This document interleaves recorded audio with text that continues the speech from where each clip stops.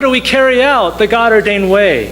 In 1993, Brother Lee spoke to the co-workers in Southern California saying, the vital groups are the unique way to carry out the God-ordained way. Amen. And so many of us who have been here for a while, we are familiar with this term, vital groups.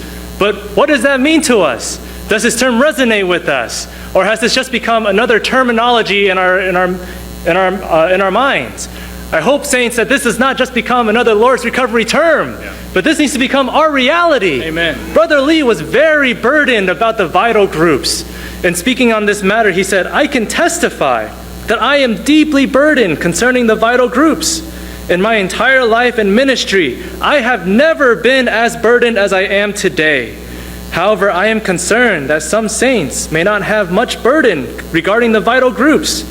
Although a good number of saints in the local churches love the Lord and desire to participate in His move, many among them have not carried out the God-ordained way adequately. The vital groups are the most effective way to gain increase and shepherd the new believers. Saints, the vital groups are the most effective way Amen. to gain increase and shepherd the new believers. Amen. And so the question now becomes, who will carry this out? Who will pick up this burden? Well, as Paul brought out, Brother Lee says that the working saints are the backbone of the Lord's recovery today. You know, the backbone bears the weight of the body.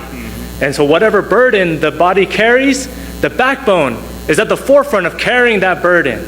And so today the burden is to carry out the God-ordained way. Amen. And so as the backbone, the working saints must take the lead in carrying out the God-ordained way through the vital groups. Amen. And so in considering this matter of the vital groups, the first thing is to be vital.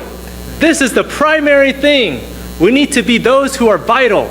And many of us are familiar with this definition of being vital as being living and active.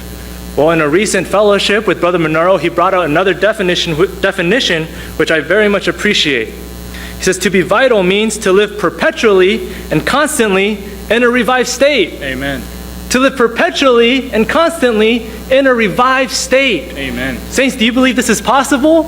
Amen. This is possible. Amen. This means that in all that we're doing, in our life situations, as we're running errands, as we're studying, as we're working, as we're taking care of our children, learning how to be God-man parents, it is possible to live in a revived state. Amen.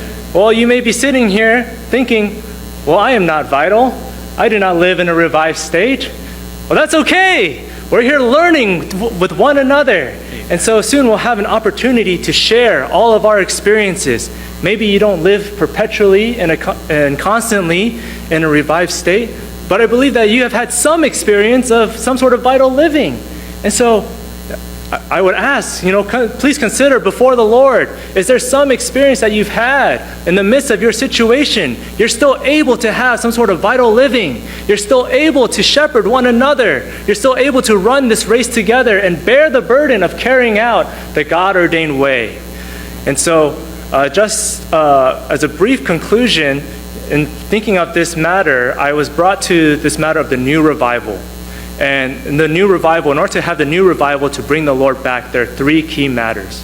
The first is to reach the highest peak of the divine revelation. Amen. The second is to have the God-man living. Amen. And third is to shepherd according to God. Amen. And so what we're speaking on today very much touches on the last two matters, and you can even say it touches all three matters. And so what we're talking about today is very critical for the new revival.